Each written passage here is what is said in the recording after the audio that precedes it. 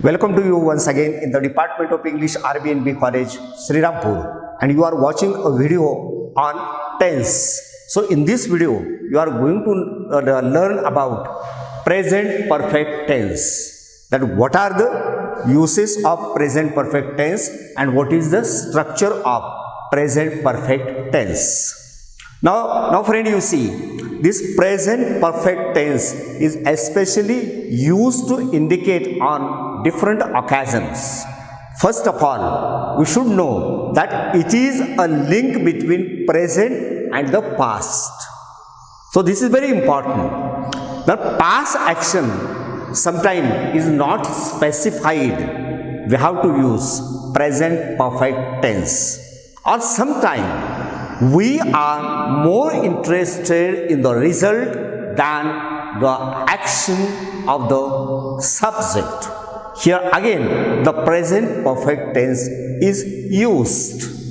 Now, we are going to study the first use of present perfect tense, and that is the first use is to indicate or to show unfinished actions or states or habits. So this is very important, that is unfinished.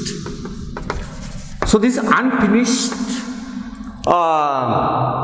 action, when we want to express about this unfinished action, we have to use present perfect tense. Here you see that the action is already started in the past and continue to the present. And my friends, here we have to, we used to say how long, and when we want to show or express ourselves, the feeling of how long, we have to take the help of these two words, and that is since and for. Now this since and for, sometimes we make confusion when to use for and when to use since, because it has the same meaning. So it creates sometimes problem to the newcomer, new learners. So how to remember this one? That is, for is used to indicate the period of the time, or we can say duration of the time, while since is used to express the point of time in the past until now. So this is the main difference.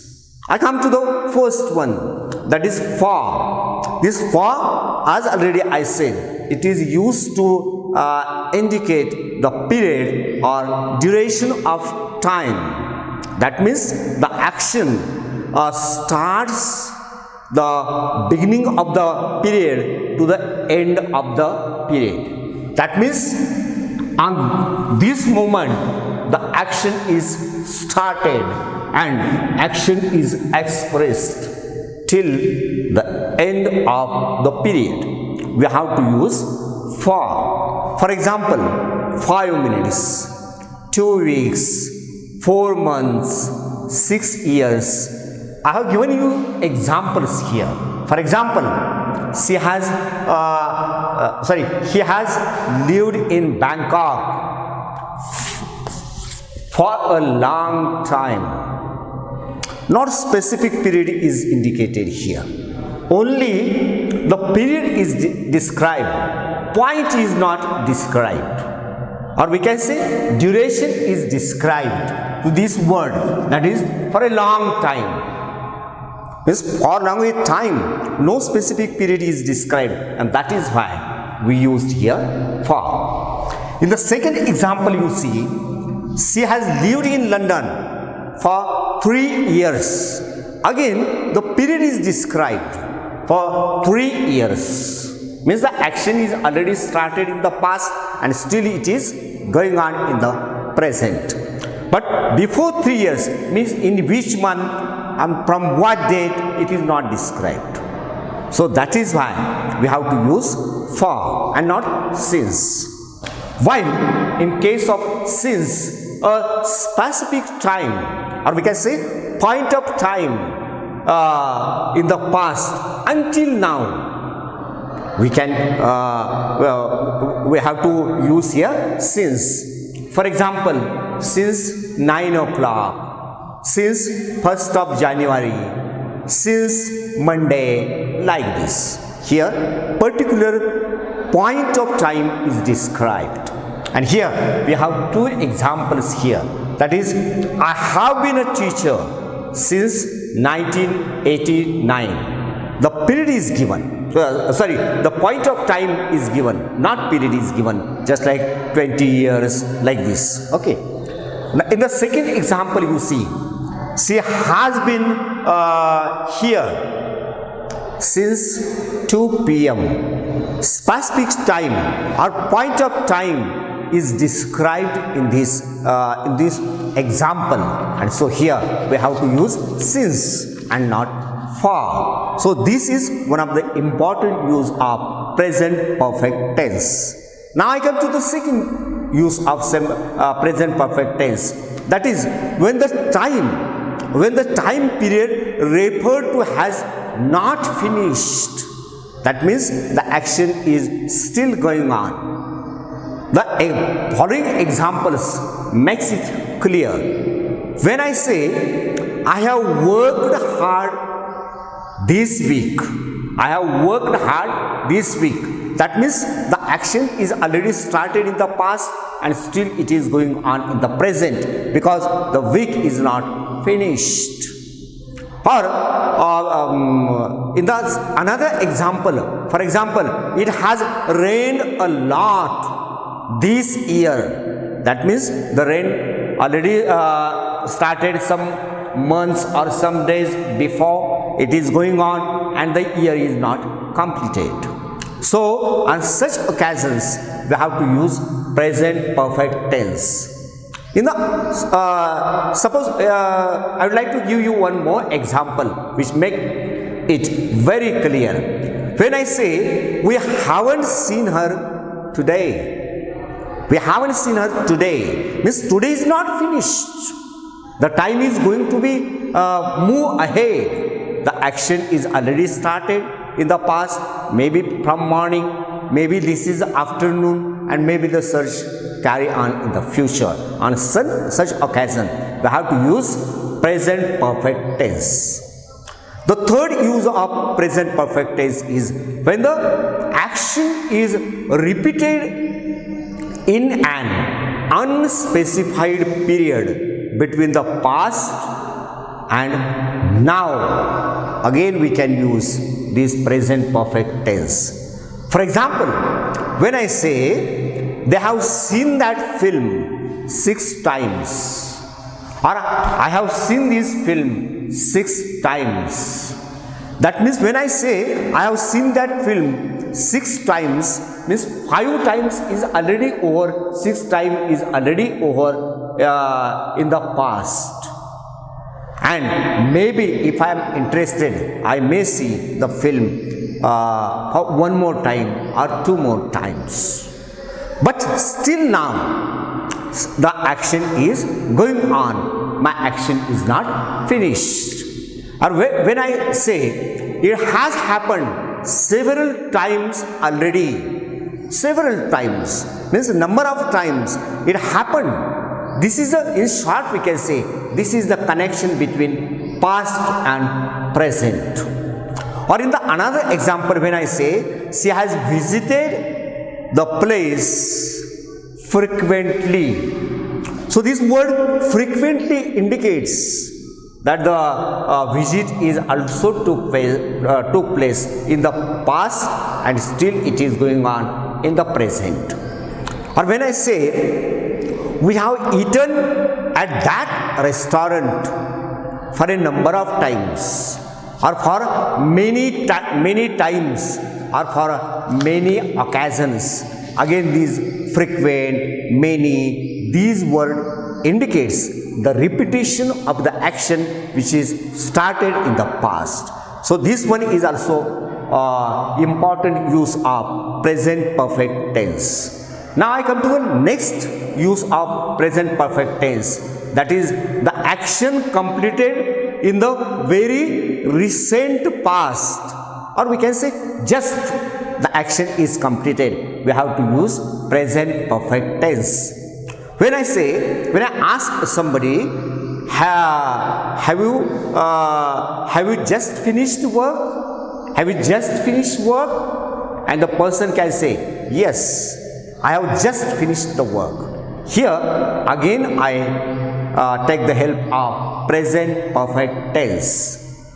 When I say I have just eaten, that means the action is completed in a recent past.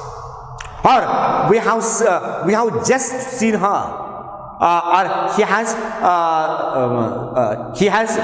just left the class. Like this. Again here we are using present perfect tense. So when the action recently takes place in the past, we have to use present perfect tense. And the next use of present perfect tense is when the precise time of the action is not important or not known. Here again we can use the present perfect tense. For example, when I say someone has eaten my soup, who has eaten, it is not important. When it is eaten, it is not important. But the action is important, that I don't have soup now. So action is important, time is not important. Sometimes we have to use present perfect tense. Or when I say, have you seen Gone with the Wind? Or have you seen Sholay? I ask question. That means when the time or how much time, it is not important. I would like to see, check it. The action is important, whether you have seen the Sholay film or not. Action is important, time is not important. When I say, I have lost my purse, I have lost my money, I have lost my ornaments. When I lost my ornaments or money or pocket or purse, it is not important. The action is important because I don't have money to give to bus conductor or to somebody else, whatever it may be. So here, time is not important, action is important. Here again, we can use present perfect tense. When I say, he has broken his leg, how it is broken, when it was broken, it is not important. But I can say, he has broken his leg, and that's why he is not working properly. So the meaning in the bracket is different. Or when I say, I have seen an alien, here it is, I use this present perfect tense to indicate my experience. So to describe the experience, here again we can use present perfect tense. Now at the last, I come to the structure of present perfect tense. So what is the structure of present perfect tense? First of all, we have to take the subject of the sentence. That means the doer of the action. When I say the action, who is the doer of the action? It is known as the subject. Plus I have to take the help of have or has. That means have or has. Sometimes we use, because in the present tense, the form of to have and has, and in the past tense it has had. So when to use have and when to use has, it depends on the subject. When the subject is first person singular, first person plural, second person singular, second person plural, and third person plural, we have to use they, have. While in the case, if the subject is third person singular, we have to use has. So here have or has is important. Then plus, we have to use the third form, or we can say past participle of the main word. So PP of MV stands for main verb. So the structure is very simple. Yes, that means subject, plus have oblique has, plus past participant of the main verb. Here, be careful about the verb, that what is the third or past participle of the verb, and you should be very careful about irregular verbs, because we have seen what is regular verb and what is irregular verb in the last semester. I hope you like this video. So make a practice at home and write as many sentences as possible in present perfect tense.